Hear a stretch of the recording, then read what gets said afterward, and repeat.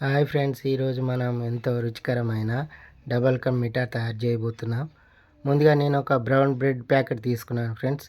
ఆ brown bread packets edges అన్నీ cut చేశాను, సైడ్కు ఉన్నాయన్నీ కట్ చేసి వాటిని 4 భాగాలుగా, ఒక బ్రెడ్లో 4 భాగాలుగా కట్ చేశాను ఫ్రెండ్స్. ఈ బ్రౌన్ బ్రెడ్ నేను తీసుకున్నది మెత్తగా ఉంటుంది ఫ్రెండ్స్. అలా అన్నిటినీ మనం తీసుకున్న బ్రెడ్ అంతా ఇలా షేప్స్ కట్ చేసుకొని ఎడ్జెస్ అంతా ఎండలో ఆరబెట్టుకోవాలి ఫ్రెండ్. ఎందుకంటే నేను మెత్తగా ఉంటుంది కదా, కొంచెం గట్టిగా అవుతుంది. ఎండలో ఆరబెట్టుకుంటే మంచి టేస్ట్ వస్తుంది.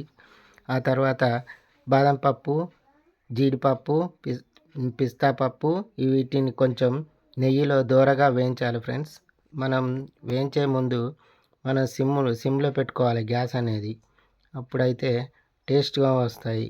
కొంచెం మాడకుండా మనం తింటుంటే దాని రుచి తెలుస్తుంది.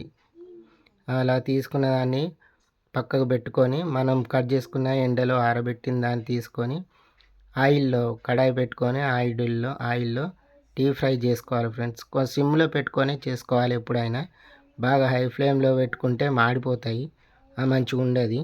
అన్నిటిని ఒకేలా అడ్జస్ట్ ఒకేలా కాలేటట్టు మనం పెట్టుకోవాలి. అలా కాలిన వాటిని మనం ఒక ప్లేట్లో తీసుకోవాలి.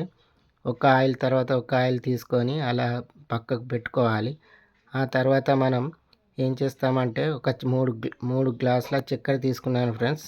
నాకు ఆ బ్రెడ్ తీసుకున్న దానికి క్వాంటిటీ ప్రకారం 3 గ్లాసులు చక్కెర తీసుకున్నాను.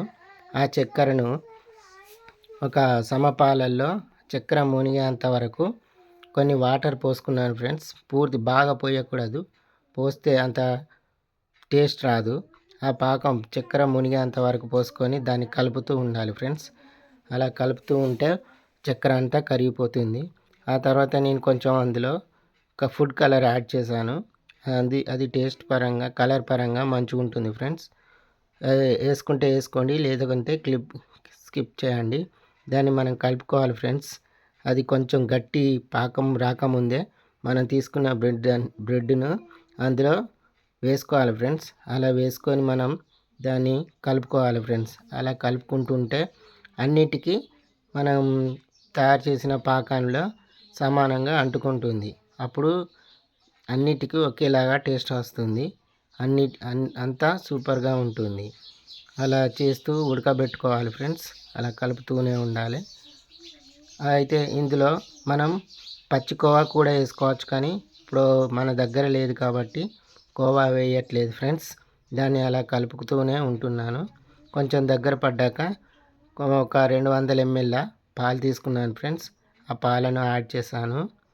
యాడ్ చేసి దాన్ని ఉడకబెట్టుకున్నాను ఫ్రెండ్స్.